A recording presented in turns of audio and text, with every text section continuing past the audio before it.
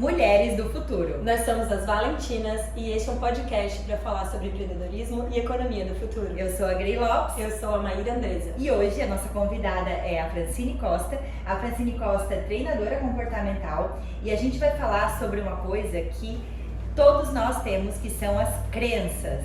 Então, Fran, se apresenta um pouquinho pra gente, né, da tua história, conta um pouquinho. Quem é a Francine Costa?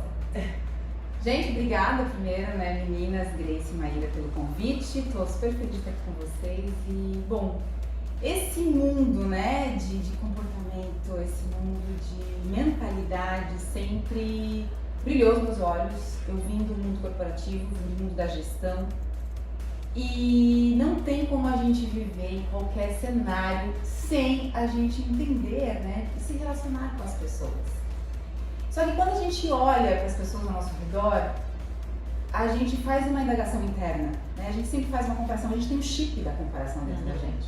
Então, mesmo quando a gente estava lá no útero da nossa mãe, a gente já vem com um chipzinho da comparação, né? Aquele ambiente interno ali onde a gente é um bebezinho, um embrião, a gente já está sendo objeto de comparação, né? Ah, quanto, né? A gestação, como é que tá sendo? Aí eu enjoei, eu não enjoei, tá crescendo assim, tá grávida. Então, sempre tem, a gente já chega aqui, até porque a gente vive, né, num cenário carninha e ossinho de dualidade. Então, a gente sempre está na comparação para a gente saber se a gente está indo no caminho certo ou no caminho errado. Então, eu sempre me questionei, estou indo no caminho certo ou no caminho errado? Porque eu nunca... Chegou um momento do meu trabalho corporativo que eu me sentia realizada.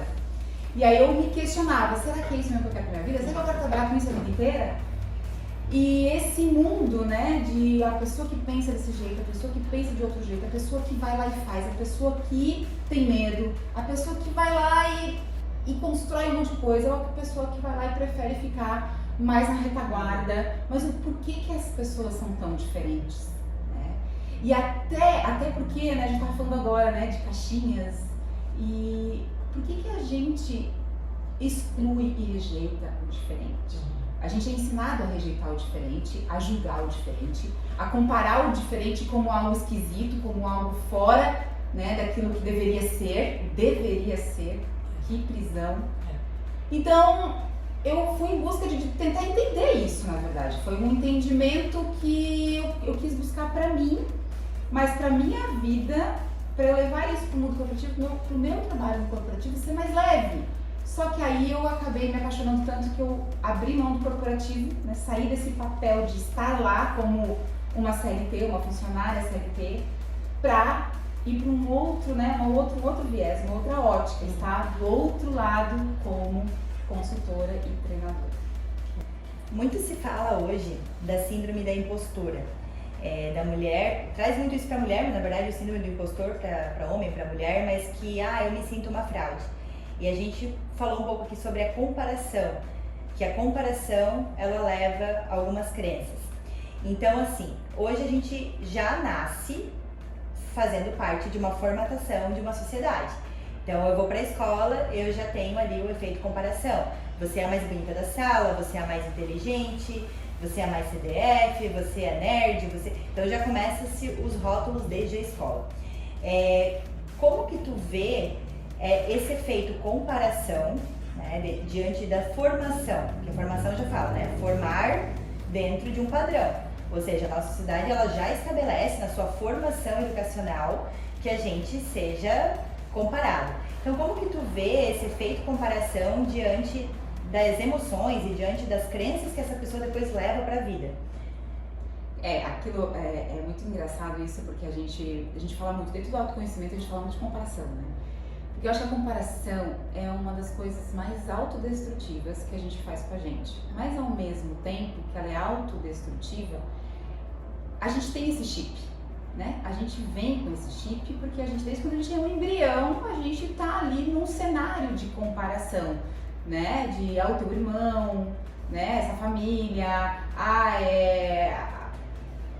eu tive mais enjoo, ou essa gravidez está sendo mais leve que a outra, enfim. Eu comparo o primo com a tia, com a vizinha, enfim. já existe um cenário de comparação, a mãe faz comparações, né? Todo o ambiente emocional da mãe, o bebê vai lá, absorve. Então tem ali já todo um cenário de comparação. Então a gente vai levando, né, o chip da comparação, ele vai se desenvolvendo cada vez mais a nossa personalidade. E aí o que vai acontecer? O que é isso? Eu tenho lá um caminho de buscar algo que me dê prazer e um caminho para evitar sentir alguma dor. Então a gente tem esse sistema, né? A gente foi preparado para uma questão de sobrevivência mesmo da nossa espécie. Eu quero o que é bom e eu fujo do que é ruim. Então exatamente esses dois caminhos, a gente tem a nossa mente, né? Ela é formatada para que eu vá para um lugar ou para outro. Mas para eu decidir para qual lugar eu vou, eu tenho esse julgamento do que é bom e do que é ruim. E a comparação tá aí. Então por isso que a comparação, se a gente for olhar lá na sua raiz, ela é necessária. Ela é necessária para a nossa sobrevivência, é necessária para o nosso crescimento, né? Para a nossa tomada de decisão. Mas ao mesmo tempo tem essa questão dos rótulos, né? Que a gente sofre muito, né? Quem nunca sofreu com um rótulo na escola? Mas esse rótulo, na verdade, começa em casa, né? Com aquilo que você falou, né? Que aquilo que você comentou. O mais bonito, eu vejo muito amigas comentando, né? Não, que esse aqui é um furacão, esse daqui deixa o outro no chão. Esse aqui, meu Deus, enquanto um tá indo, o outro tá voltando. Então, amigas, né, que já tem uma educação diferente, talvez, do que as suas mães tiveram, do que os nossos pais tiveram, mas ainda assim fazem comparações bastante mas ainda assim fazem comparações muito fortes e às vezes na frente das crianças. Sim. E aí, ponto, né? Se eu falo que tu é mais espivetado que eu tô... Esses dias eu falei pra minha filha o seguinte, ela escutou eu falando pra alguém, quando a gente chega em algum ambiente, alguma festa, na casa de amigos, ela fica mais retraída. E aí eu sempre comento, ela é um pouco tímida no começo, ela é um pouco tímida. E aí eu caí nessa besteira de falar isso, e ela escutar. E aí o que aconteceu? De vez em quando ela fala assim, mamãe, eu tô tímida ainda.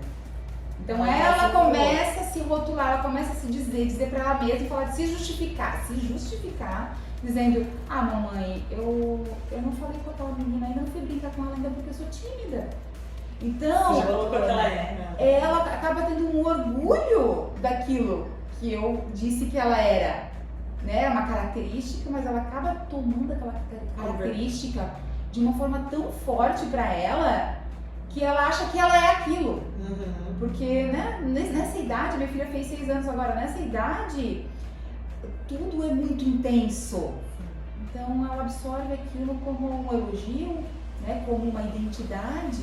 E olha só que perigoso isso. Então, uma coisa pra gente aprender, né, que seja com os nossos sobrinhos, afilhados, filhos, priminhos, né, qualquer criança em si, né, pra gente tomar esse cuidado do que a gente fala, porque eles absorvem aquilo como sendo deles, como eles acreditando que eles são isso, por causa dessa intensidade da criança, a intensidade dessa idade.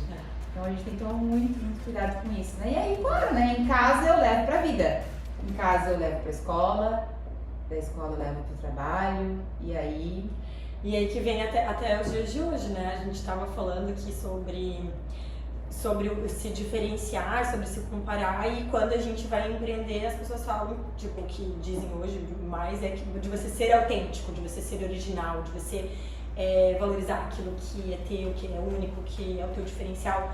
E como é que a gente vai saber o que é, se foi dito que a gente tá em caixinhas, ou se lá atrás foi dito pra mim que eu sou tímida, então como é que eu posso depois ir lá e falar na frente da câmera, como é que eu posso fazer stories, não, porque eu sou tímida, e não é bem assim, né? Então, como é que eu vou apresentar um trabalho na escola? Como é que eu vou fazer essa apresentação, né, no dia das mães ou no dia dos pais, dizendo que eu sou tímida? Então você é aquela história bem tradicional do conceito do que é crença, né? Eu vou escutando alguém falar que eu sou uma coisa e eu acabo acreditando que eu sou isso mesmo.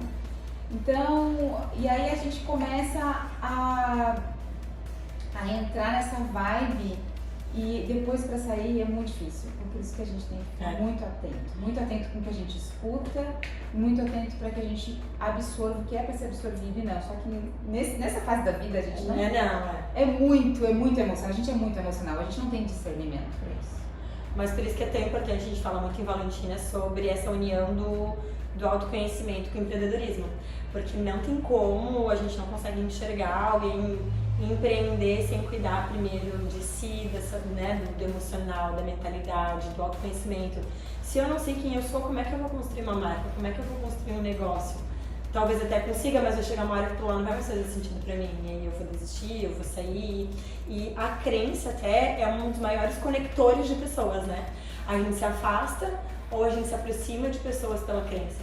Eu desejo ter clientes que acreditem no mesmo que eu, porque é isso que vai fazer com que eu tenha clientes pro resto da minha vida, né? Então, se eu começar a forma como eu falo, a forma como eu exponho aquilo que eu acredito, vai fazer com que as pessoas ou permaneçam ou se afastem. Então, por isso que é tão importante a gente ter clareza de quem a gente é, e claro, a gente nunca vai ter 100%, porque isso acho que é também um constante aprender e desaprender, né, de quem somos, porque a gente tem que saber quem a gente é, bem entre aspas aqui.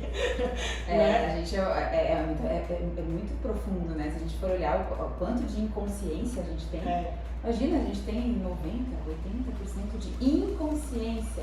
Então, o trabalho de autoconhecimento é cada vez mais trazer o que está escondidinho lá e vai trazendo para a consciência, vai trazendo aqui, vai emergindo para a gente ter entendimento e aceitação do que a gente faz no automático. Porque tudo que a gente faz no automático já está lá no nosso inconsciente, na nossa programação lá, né? Aquilo ali já roda sozinho. Então, por isso que é interessante a gente falar disso. Por isso que eu amo comportamento, gente. Eu amo comportamento. Porque o comportamento não mente. Sim. Tudo que a gente faz, a gente fala, né? E isso é uma das coisas que mais me intrigava, assim, né? Você diz que quer uma coisa, você fala que vai fazer uma coisa, que quer muito, mas isso é a boca que tá fazendo, né? E aí o corpo, o que o corpo faz? O corpo não faz. O corpo procrastina, o corpo enrola, o corpo deixa pra depois. Então, né, qual que é quem vence? Quem que vence essa jogada aí? É o que você tá falando ou é o que você tá fazendo? Né? Então, o que a gente faz é a nossa programação. O que a gente faz é tudo aquilo que está ali, ó, no inconsciente. E nosso inconsciente tem esse enorme campo para a gente trabalhar. Então, é impossível. Se você quer empreender, como tu falou, né, Maíra? Se você quer empreender, se você quer realmente levar a tua marca para o mundo, que a tua marca vai ter o teu jeitão, o teu DNA, o teu jeitão, né? Como diz a Lena, você vai ter que acessar aquilo que é só seu. Porque aquilo que é só seu não tá, né, nessa mentalidade mais rasa que a gente usa no dia a dia. Lá no dia a dia a gente usa essa mentalidade rasa, que é o que a gente fala da boca pra fora. Mas não é ali que tá exatamente aquilo que te faz ser diferente, que te faz te levar realmente pro mundo, né? É a questão que a gente tava falando, por que existem as startups? O que faz uma startup ser uma startup? O diferente, o novo. Então, a gente tem que encontrar qual que é esse diferente que eu tenho e esse diferente atender uma necessidade de alguém que está precisando. E esse diferente é o autêntico, né? O autêntico, ele nasce já lá da tua infância. É muito legal ver sempre aquela pergunta, o que você quer ser quando crescer na infância, né? E ali, às vezes, se tu voltar e pensar no que tu falava, a mente adulta e chata, né? Porque a mente adulta é chata, vai dizer assim, mas isso é impossível. Tipo, eu quero ser astronauta, tu fala isso quando é criança. Aí a mente adulta vai falar assim, até parece que vai ser astronauta. Pé no chão. Pé no chão. Essa é a palavra que mais dá pro meu pai. Pé no chão, minha filha. Mas isso eu vejo também que tá mudando muito, porque na medida que a gente entende sobre a autenticidade, e que para empreender tu precisa ser autêntico, porque se tu tentar entrar no efeito comparação, tu não vai conseguir e tu vai entrar em depressão. Porque tu vai ver a pessoa lá, e talvez a pessoa que tenha lá milhões de views e seguidores e tal, digamos assim, que ela chegou num nível de, talvez numa tamanha autenticidade a ponto de gerar conexão, e tu tentar fazer igual ela, tu já não é mais autêntico, então tu já não vai ter o mesmo resultado que ela, né? E então eu vejo que muito da síndrome da impostora, ela vem quando a gente nunca se sente pronto para poder fazer algo, porque o não se sentir pronto é se comparar a um padrão, a alguém, a uma autoridade, e se fala muito assim, modelar uma pessoa, né? O modelagem virou cópia, né? As pessoas acho que não entenderam o que é modelar. Eu posso falar assim, beleza, eu modelo a Fran no sentido assim, pô, a Fran, ela é uma pessoa que eu admiro, uma pessoa que fala bem, uma pessoa que se veste bem, eu posso me inspirar na Fran, como eu vou fazer também as coisas que a Fran tá fazendo, porque aquilo ali faz bem pra ela, então eu acho que vai fazer bem pra mim, mas eu vou fazer isso no efeito teste, né? Eu vou testar se aquilo ali funciona pra mim, e a partir do momento em que eu testo, em que eu me coloco em movimento e eu vou se movimentando, porque a gente não descobre a nossa autenticidade em casa, olhando o Instagram e vendo as outras pessoas. E lendo livro. Ou lendo livro e pegando a base teórica. Como que eu vou descobrir a minha autenticidade? Fazendo? Aí talvez num primeiro momento eu vou às vezes fazer um padrãozinho, mas eu vou às vezes perceber que aquele padrão não está sendo verdadeiro para mim. Então é um processo de autoconhecimento, né? De a gente falar, não, isso aqui não está sendo autêntico para mim. E aí quando a gente vai se colocando em movimento, a gente também vai aprendendo a ser autêntico. E aí, claro, investindo no autodesenvolvimento, né? Fazendo uma sessão com a Fran, identificando quais as crenças, porque aí até queria entrar um pouquinho mais nessa questão da crença, né? Porque a crença, ela normalmente vem sobre alguma situação, ou talvez um forte impacto emocional na tua infância, uma situação que tu teve vergonha, ou que tu foi rotulado, né? Professora, eu lembro na minha época que algumas vezes eu fui cheirar o quadro. Tipo, olha isso, a professora me colocava pra cheirar o quadro na frente da turma inteira, porque, sei lá, aprontei, fiz alguma coisa, né? E eu ficava a aula inteira cheirando o quadro. E olha só, ela lembra qual foi o Gente, quadro, mas humilhação, ela né? lembra Eu nem não o porquê. lembro. Então olha que, né, que ótimo, tipo, só ficou com... A punição, né? Então, digamos que talvez ali virou uma crença, digamos assim, de que eu não sou boa, que eu mereço ser envergonhada na frente da turma. Que talvez, né, agora falando na era de hoje, a gente tá aprendendo mais sobre autodesenvolvimento, né? Digamos que os pais de hoje estão mais despertos em relação a essa situação, em relação às crianças, em podar às vezes uma criança, que aquilo não vai ser bom pra ela. Então, queria que tu entrasse um pouquinho nessa questão da crença, sabe? Da vergonha, que impactos que isso gera hoje na nossa vida, às vezes uma situação traumática da infância, por exemplo. Eu gosto muito de olhar sobre o viés da personalidade, porque cada pessoa tem uma tendência a ir para um lado ou para o outro, que aí vem o famoso, eu acho que a gente comentou aqui já sobre o mecanismo de defesa. Cada um tem uma caixinha de autoproteção. Nessa caixinha de autoproteção tá o quê? O meu melhor e o que me limita nessa caixinha. Então, quando a gente tá lá, né, embriãozinho, bebezinho, criancinha, a gente tá ali vivendo experiências. Vivendo essas experiências, eu trago memórias também, trago memórias transgeracionais. E aí vai tendo toda uma combinação de ambiente, de memórias transgeracionais que eu vou o quê? Criando uma forma de lidar com a vida, de lidar com as situações em que aquilo me traga mais conforto e segurança. Então, por exemplo, o que me traz conforto e segurança? Me sentir amada, reconhecida, valorizada, aceita, certo? E o que me deixa em estresse, o que me deixa em insegurança, né? O que me deixa desconectada, excluída, rejeitada. Aí eu vou começar a entender o que eu estou fazendo que eu recebo isso e o que eu estou fazendo o que eu estou fazendo que me leva a não receber isso das pessoas que eu mais amo, que é a minha família, né? Pai, mãe, irmãos, tio, enfim. Então, o que acontece? Nesse momento eu vou criando ali uma forma, um jeito de ser. E nesse jeito de ser tem uma caixinha cheia de crenças.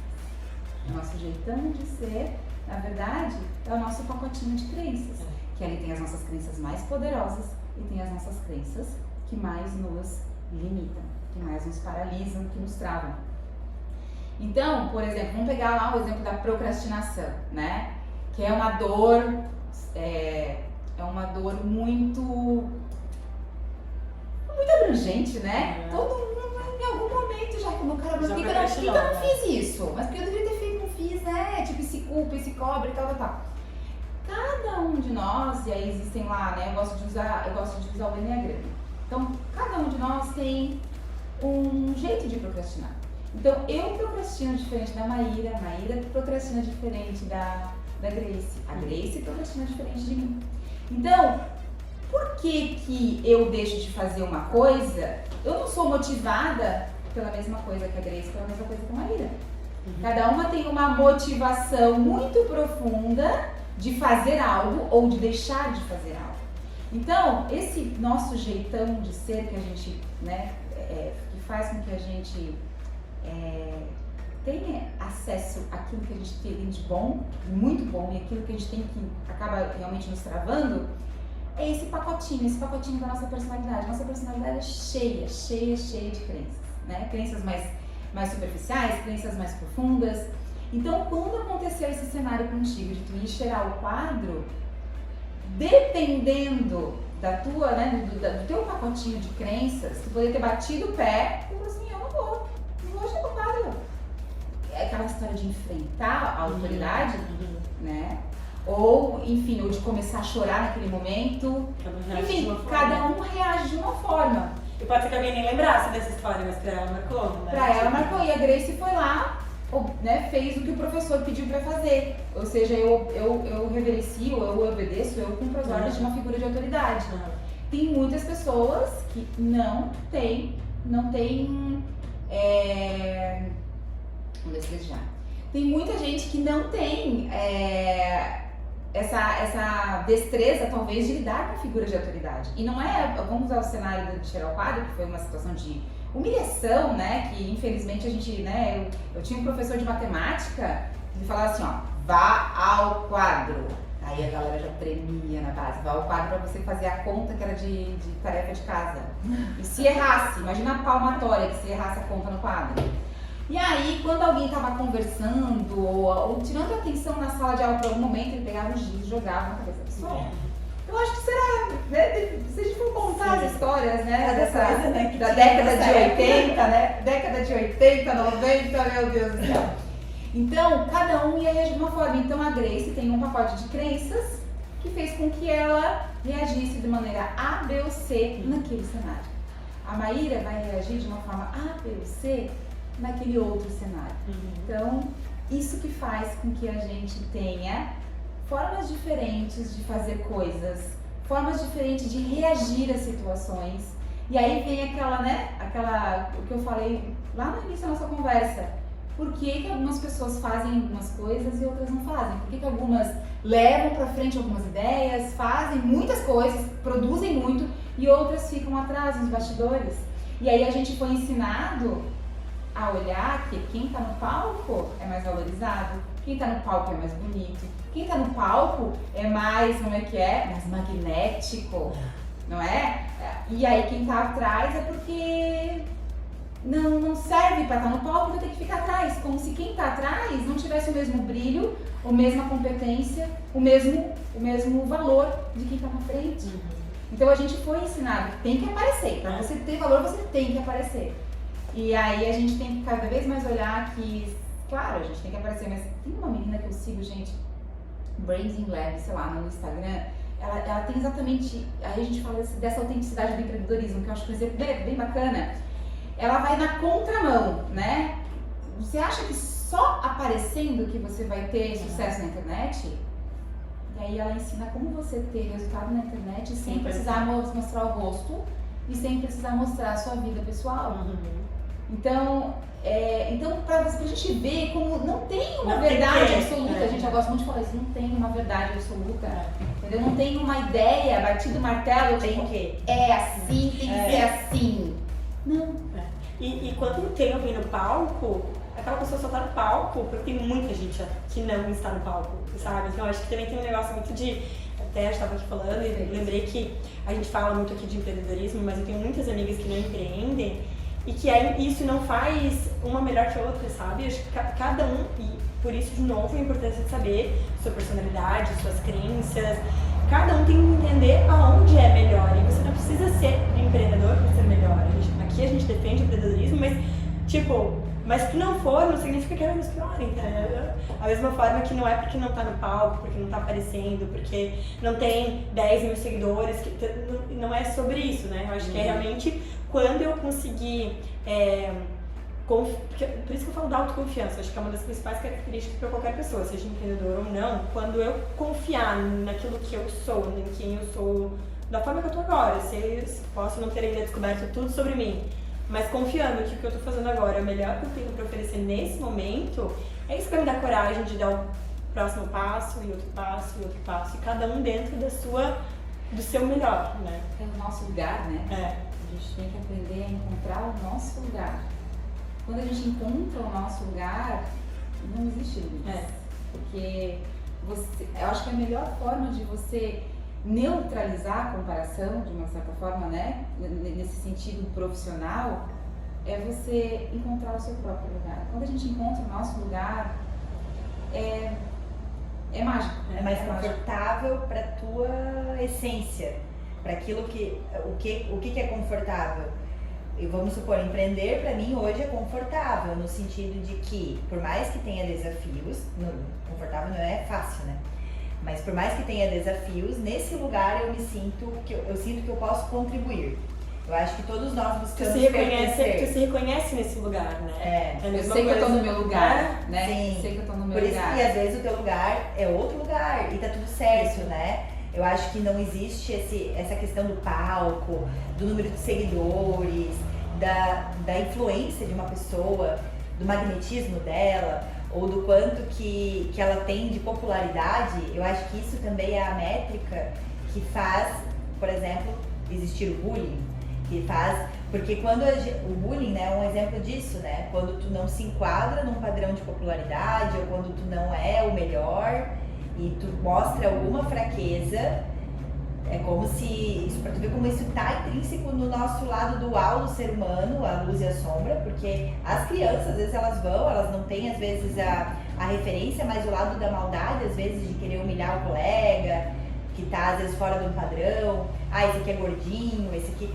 Então, para tu ver isso, já começa isso, ninguém ensinou, digamos, mas essa lei do mais forte e do mais fraco, né? A lei da sobrevivência, a lei de que claro, é um lado inconsciente, mas que tá no ser humano. E que para eu crescer, eu preciso pisar no outro, eu preciso humilhar. E a gente vê isso até nos dias de hoje, faz parte até das leis do poder, né? Digamos, tu ser maior. A gente agora tá num mundo, numa era em que a gente tá reavaliando esses conceitos, mas a gente não pode esquecer que a gente veio de um padrão aonde o poder ele é conhecido por quem está acima, quem tem mais autoridade, relevância. Então acho que um pouco também é do poder. Então todos nós, de alguma forma, com mais ou com menos poder, e o poder ele não está somente no dinheiro, né? Ele está às vezes na tua autenticidade. Então quando a gente descobre a nossa autenticidade, a gente assume o nosso poder. Então eu primeiro começo o poder comigo mesma, para depois eu querer às vezes ter algum poder sobre uma sociedade. Mas é muito difícil a pessoa que chega num poder e ela tem muito medo, muito complexo. Se ela tiver muita fraqueza, entre aspas, né? Ela não chega às vezes numa posição de poder. Então para tu ver como por mais que a gente tente romantizar, a gente hoje está dentro de um sistema que estabelece isso e que é a base, a estrutura de um sistema. Eu anotei uma coisa aqui sobre a compensação da dor. Enquanto tu falava sobre o efeito comparação e sobre às vezes como que tu vai reagir diante de uma situação traumática, né? Então vamos pensar, tem criança que iria às vezes enfrentar e às vezes vai ter alguma situação, eu falo isso porque eu já sofri bullying, eu acho que muitas pessoas sofreram, e quando eu sofria bullying, quanto mais eu me mostrava abalar com aquilo ali, era pior. O chicote vinha ainda mais. Ou seja, se eu mostrasse fraqueza diante daquela situação, mais eu apanhava. E aí a criança, às vezes, diante de apanhar e ela perceber que aquele lugar ali não é bom, ela percebe que ela precisa bater. Então eu já fui a criança que bateu, que apanhou depois que bateu, né? Eu tive várias situações que eu batia mesmo. E aí quando eu percebi que eu precisava bater para mostrar força, de alguma forma aquilo ali me empoderou.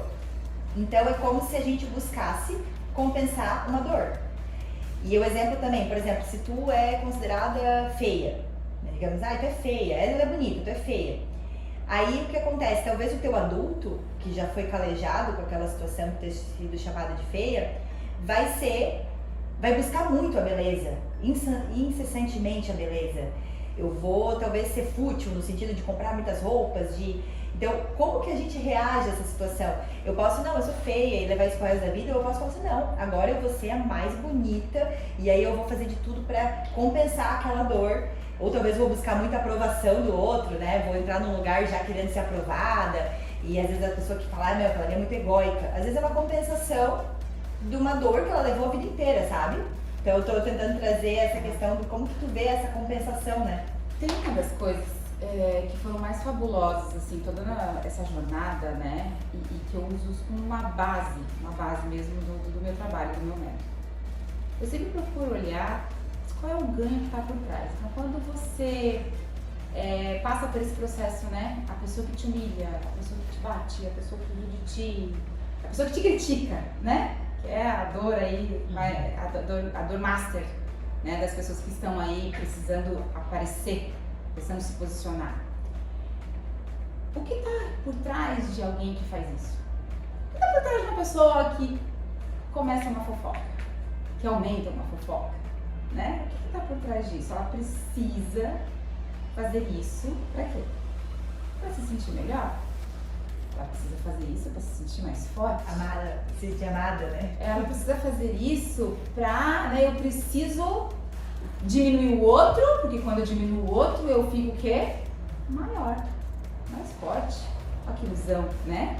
Então, quando a gente percebe essas situações acontecendo, o outro só está ferido, só fazendo isso para se sentir melhor.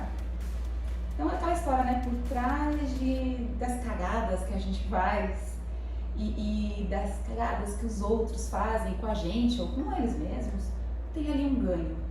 Um ganho, um pedido de ajuda, né? No sentido de eu tô machucada, eu tô machucado. E é muito difícil você, no determinado nível de consciência, né? Que a gente falou de nível de consciência aqui, da questão do poder, né? De poder mesmo de ser mais que o outro, né? Que a gente está até questionando agora isso, tudo, graças a Deus. Mas é aquele momento em que a gente tem um nível de consciência de bebê, né? Um nível de consciência da sobrevivência. Então, eu preciso mostrar que eu tenho mais, eu preciso ter mais para ser aceito, para as pessoas verem que eu tenho mais. Né? Eu preciso ser a mais bonita, eu preciso ser a mais não sei o quê, preciso ser a mais não sei o quê. Quando eu preciso ser a mais, eu estou no nível de consciência do bebê e da criancinha. O que o bebê quer? Ele quer sobreviver. Né? Então, necessidade de segurança básica. Né? Então, quando eu estou muito preocupada com dinheiro, quando eu estou muito preocupada em ter as minhas contas em dia mesmo, sabe? Não posso criar dívida, aquela empresa que não cresce porque não quer fazer um financiamento. Já viram isso, tem né? medo, né, de usar. Tipo, cara, mas pra tu crescer, tu precisa contratar mais gente pra ti, né? Pra tu contratar mais gente, você precisa emprestar o dinheiro, né? Você precisa confiar, você precisa ter... Tem instituições financeiras exatamente pra isso, né? E aí a pessoa fica com medo de crescer porque ela acha que não vai sobreviver. E o que acontece? Ela tá no nível de consciência de um bebezinho, que é o nível de consciência 1 que a gente chama. E aí, depois, eu preciso que seja mais bonita pra quê? Pra receber o amor e o reconhecimento das pessoas. Estou no nível de consciência da criança e do adolescente, né? Que eu tô no nível de querer tô desenvolvendo a minha autoestima ainda, não tenho autoestima suficiente pra me bastar, eu preciso provar para as pessoas. Então, quando a gente tá nesses níveis de consciência, predominantemente falando, porque a gente sempre tem eles dentro da gente, né? A gente é um adulto, mas a gente tem dentro da gente uma criancinha e um adolescente, né? Eu lembro que um dos trabalhos que eu fiz com a Lena, ela falou que nós somos adultos, eu não lembro se ela falou exatamente isso, mas foi o que eu absorvi no dia, assim, que nós somos crianças adulteradas, nós somos crianças em corpos de adultos. Então a gente tem um adolescente dentro da gente. Eu fiz um projeto pessoal agora recentemente, que meu Deus, eu tava assim, passei dias assim, voltando na minha adolescência, como adolescente. E a criancinha, né, aquela necessidade, quando a gente tá, por exemplo, né, quando eu tô com a minha mãe em casa, a minha mãe vem me visitar, fica 2 semanas comigo. Ela me trata como filha, né, filha. E eu me coloco nesse papel, né? Às vezes eu me coloco num papel de uma criança, porque minha mãe tá ali, né, tenho desabafos com ela, coisas assim que eu jamais talvez falaria pra uma amiga, porque eu tô no papel de filha, não tô no papel de amiga, eu tô no papel de filha.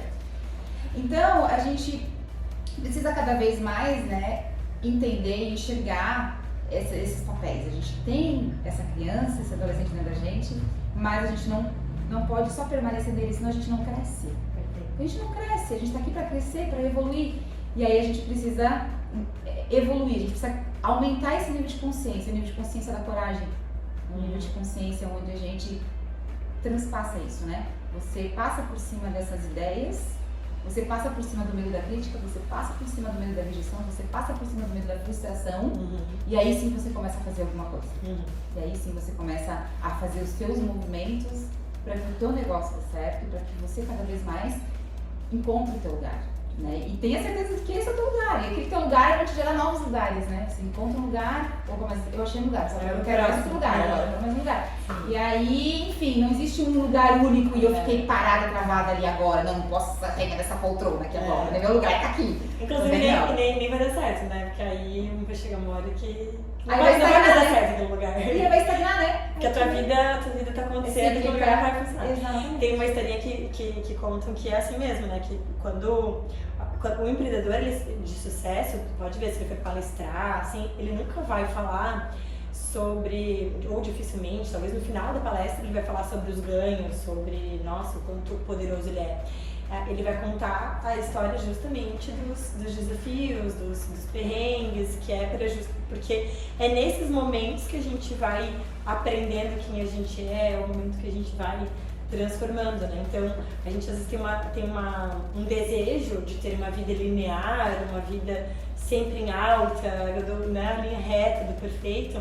E isso não vai acontecer, isso não acontece com ninguém. Não, então, estabilidade não existe, né? Quem inventou essa palavra? Eu queria que falasse um pouco justamente sobre o perfeccionismo, porque eu acho que assim como o medo da crítica e a procrastinação, eu acho que daí o terceiro, não sei qual é a ordem, mas é um grande ponto, assim, de todo mundo. Assim, fala um pouquinho do que é esse perfeccionismo, quais são as crenças que estão por trás, ou enfim. Acho que o perfeccionismo, ele é o que está por trás daquela síndrome do impostor, né? Então, toda pessoa que tem essa síndrome do impostor, ela está buscando o mais, está buscando o perfeito, está buscando ser sempre aquela coisa, né, para superar sempre a expectativa do outro. Eu lembro, quando eu trabalhava no corporativo, a gente tinha lá um certificado de qualidade, onde a gente tinha uma política, e a gente tinha que atender aquela política nos processos, né, nos processos produtivos. E eu lembro que uma vez, uma das empresas que eu trabalhei colocou assim nessa política, né, superar as expectativas do cliente.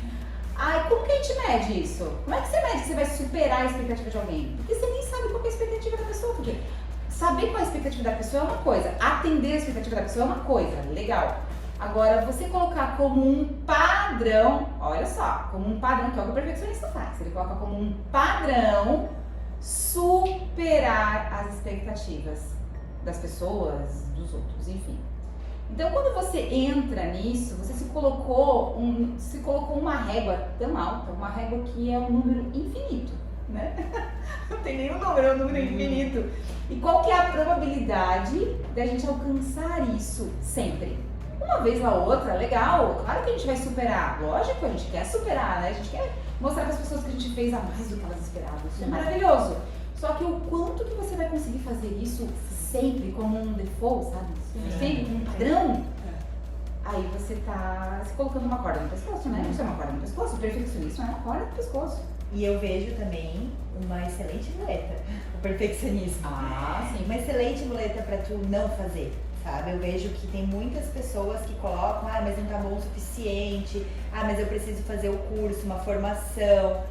Aí vem aonde falamos da síndrome da impostora, de que eu preciso ser perfeita, a régua que eu tô colocando provavelmente ela é no efeito comparação.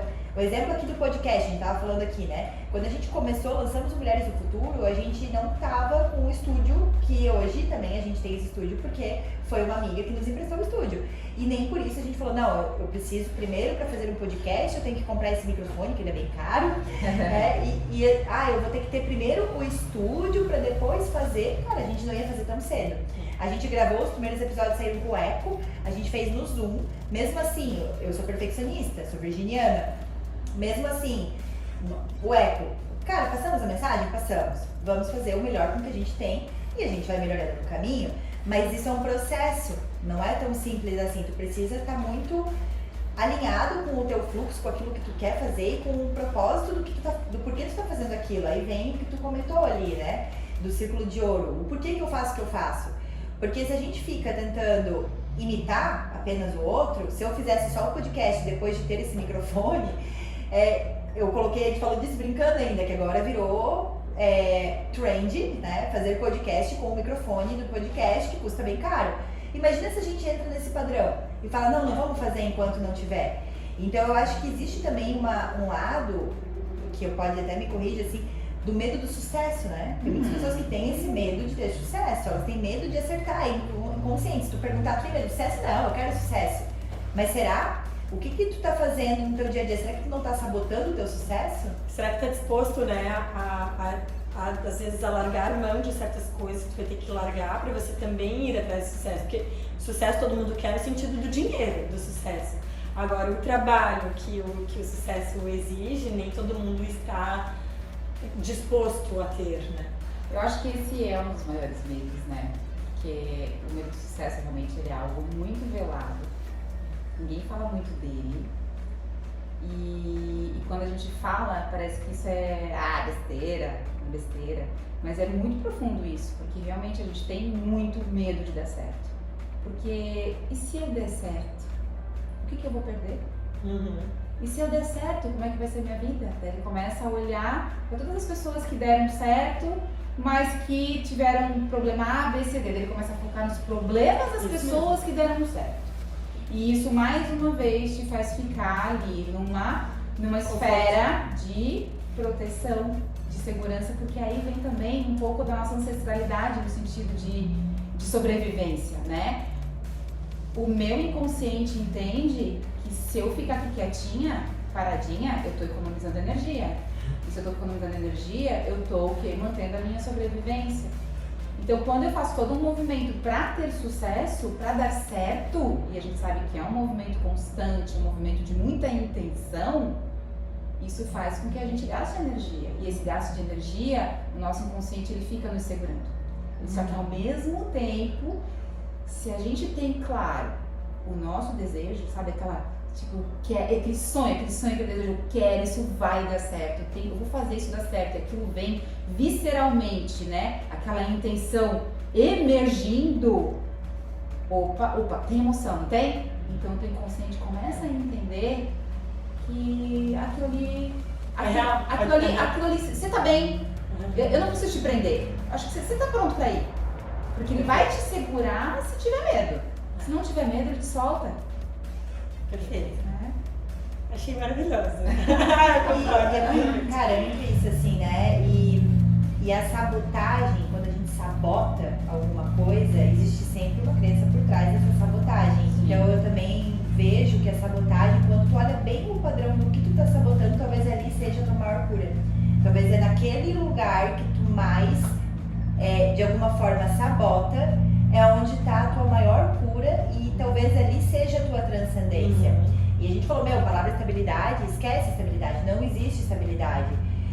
Quem busca, e eu acredito muito também, eu sempre gosto de analisar as crenças, mas também a sociedade, o que a gente veio, né?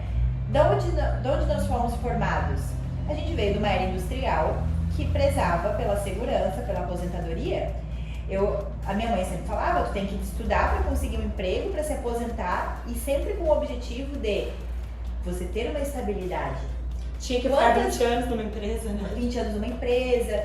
Na nossa geração aqui, a gente pegou essa formatação e aí a gente, depois da era da colaboração, que começou a aumentar as iniciativas de startups, de tecnologia, empresas, agências, começou a vir muito mais a questão da criatividade, né, da economia criativa, aí sim a gente começou a se questionar e a gente, digamos, hoje está tendo que identificar várias crenças que foram colocadas lá atrás. Claro, agora a gente acha que a gente é super tecnológico e acha que não vai, porque a gente está no auge, mas imagina que essa geração de agora também vai achar que a gente é arcaico daqui a pouco. Eu não sei o que a gente vai ser considerado arcaico, porque hoje a gente acha que a gente é moderno, Eles vão descobrir que a gente estava usando pendrive até esses dias, né? Então, pra tu ver, né, tem toda uma interferência de um sistema que a gente já está. Então, eu achei bem legal essa conversa, porque faz a gente refletir muito sobre que a responsabilidade, a autorresponsabilidade, o quanto que a gente tem que buscar esse autodesenvolvimento para que a gente possa transcender os nossos medos. E o medo, ele não vai, a Lena fala isso, do vai com medo mesmo. Não pode travar. ele não pode te travar. O medo, tu pode caminhar ao lado dele. Tu não precisa excluir ele, porque ele vai continuar existindo. Só que ele vai perdendo. Ele é excluível, não, ele não é excluível. Ele vai continuar, só que qual é o tamanho que eu vou dar pra ele, né? Porque enquanto eu coloco ele maior do que eu, a ponto de me paralisar, ele é um grande monstro. Mas se eu olho pra esse monstro e eu falo assim, vamos comigo? Beleza, ele vai estar ali. Né? Talvez em alguns momentos ele seja mais ativado. Mas por isso que a gente volta para falar sobre motivações, né? Tá falando dos ganhos, por que tu vai fazer isso? O que te motiva? Qual é o teu ganho? Se tu tiver clareza, eu acho, dessas tuas motivações, dos teus ganhos, mesmo com medo, tu vai. Isso. Se tu quer muito aquilo. Tu tem claro do ganho que tu vai ter indo e do ganho que tu vai ter também não indo. Porque não ir também tem muitos ganhos, né? Por isso que a gente fica muitas vezes. Não decidir também é uma decisão, não, né? Não é uma decisão. E a gente, a Grace trouxe essa questão, né? Das crenças da sociedade, né? E aquilo que a gente estava falando aqui no começo. Nós não fomos ensinados a ser empreendedores. Desde criança, né? A gente recebia palmas quando a gente dizia que queria uma profissão que todo mundo já conhece. Então a gente não foi ensinado a inovar, a criar, né? Enfim. Então a gente não tem essa formação, a gente não tem essa cultura, a gente não tem esse cenário. Então a gente acaba assim, né, indo para esse processo mais fechado, mais formatado, de buscar uma estabilidade que não existe, porque ou você está crescendo ou você está morrendo, né? Não existe uma empresa que ela vai ficar estável, ou ela está crescendo ou ela está estagnando, está morrendo. Então como a gente não teve isso, é lógico que cada vez mais a gente vai ir para um caminho do qual a gente é ensinado. Então cada vez mais a gente vai hoje, né? Com as novas gerações, aprendendo a empreender, e cada vez vai ficar mais leve, mais fácil, no sentido de que eu não preciso me apoiar num formato. Formato de aposentadoria, né, que a gente tava falando. E porque no fim nós vamos ser as referências, tipo, a minha família mesmo, a gente tava falando sobre esses dias, da minha família agora, eu e minha prima, nós somos as primeiras a trabalhar com digital, por exemplo, isso não existia. Então é claro que se fosse falar pro meu pai, tá louca, que isso e tal, mas agora, a partir dos nossos filhos, para eles isso já vai ser algo mais natural. Então, querendo ou não, nós estamos sendo as primeiras a trabalhar com esse universo, a empreender nesse novo, né? É tão engraçado, gente, porque quando eu saí do corporativo, né, eu trabalhava já online e tudo tal, mas eu tinha um desconforto tão grande de trabalhar em casa. Tão grande que eu ia pro coworking, entendeu? Pra ter ali a minha salinha, pra ter a minha mesinha ali, porque pra mim era muito difícil isso. E hoje a minha filha, né, com a pandemia e tudo tal, eu decidi fazer o meu próprio escritório oficialmente em casa, porque eu trabalhava no sofá. Então agora minha filha me vê trabalhando ali no meu escritório, ela me vê conversando, ela me vê falando com as pessoas pela internet, pelo computador. Então assim, vai mudar muita coisa, porque eu tive muita dificuldade de sair dessa cabeça, né? De estar ali dividindo áreas de trabalho, né? Estações de trabalho com um monte de gente e de repente eu tá ali, né? Tipo, no meu lugar, empreendendo no começo sozinha. Então, foi muito difícil. É uma quebra de paradigma, uma quebra de padrão. Pro meu marido, até hoje, meu marido é executivo, ele é das 7h30, né? E ele trabalha todo dia até as 8, né? Porque aí o negócio complica todo dia até as 8. Ele é daquele assim, ó, a gente tinha uma época, a gente trabalhou juntos numa empresa, então tinha uma época que quando a gente via as pessoas saindo muito no horário, presença cultural, né? Tá desmotivado. Isso, aquilo ali sai todo dia no horário. Meu Deus do céu. Hoje eu olho pra isso. Gente, que absurdo. A gente achava bonito ser workaholic. Achava bonito ficar todo dia de tarde no trabalho. Achava bonito responder e-mail, sabe, depois das 8, de madrugada, final de semana. Hoje também pelo amor de Deus. Hoje eu olho com maus olhos, olha, a pessoa não consegue se organizar. Não consegue se organizar e ela quer provar pra alguém que ela é comprometida, quer provar que ela é realmente leal. Vai provar pra quê? Então, se tu precisa provar esse tipo de coisa, é porque tá faltando autoconfiança, que é o que a Maíra comentou, que é uma das coisas mais importantes que a gente precisa nessa vida, né? Essa vida profissional. Então, se você precisa provar algo para alguém fazendo um esforço, né, é hercúleo para isso, opa, peraí, tem uma parte aí da tua vida que tá esculhambada. Vamos olhar para isso direito, né? Porque a conta não fecha. Perfeito. Fran, fala um pouquinho conta quais são as tuas redes sociais, onde as pessoas te encontram. Hoje no Instagram, francinecosta.br, site francinecosta.com.br, LinkedIn também Francine Costa, Facebook com Francine Costa, enfim. Então, estamos lá. Minha grande paixão é trabalhar com mentalidade, né? Hoje eu estou cada vez mais trabalhando sabotadores. Sabotadores internos e também trazendo a luz do Enneagrama, né, para cada um dos sabotadores, porque por trás dos sabotadores tem o nosso padrão de crenças, nosso pacotinho de crenças. Então eu fui a fundo da crença, e eu acho que para as pessoas também se identificarem mais com isso no dia a dia, né, a gente foi cada vez melhor formatando a forma de falar com essas pessoas, né. Então eu trago hoje também o trabalho dos sabotadores internos, que nada mais são do que crenças, só que a gente dá nomes onde as pessoas se reconhecem melhor e cada vez mais também aprofundando no Enneagrama. O Enneagrama ele faz com que a gente encontre, né, a nossa força e também aonde a gente precisa mexer ali os desejar. Também desejar. E aonde a gente também precisa mexer ali o negocinho de jogar ali, a dama, as pecinhas? As pecinhas. Desejar. E também aonde a gente precisa enxergar aonde estão as pecinhas, né, do nosso jogo interno que a gente precisa mexer. Perfeito. É muito importante, galera, vamos olhar para aquilo que mais dá medo, né? Então procurem a Fran aí, façam esse trabalho, porque é essencial, né, nessa nova era do empreendedorismo. Tem coisas que a gente não quer ver, mas é bom ver porque é ali que está a tua força. Então, Fran, muito obrigada. Muito obrigada. Obrigada a vocês, meninas. É sempre um prazer conversar sobre esse assunto, né, que é a minha vida, que é o meu dia a dia. E obrigada por vocês e parabéns pelo Valentinas. É realmente uma iniciativa muito linda, muito inovadora, muito criativa e de muita coragem. Muito obrigada. Por isso que é Valentina, né? É, realmente, é verdade. Obrigada. Tchau.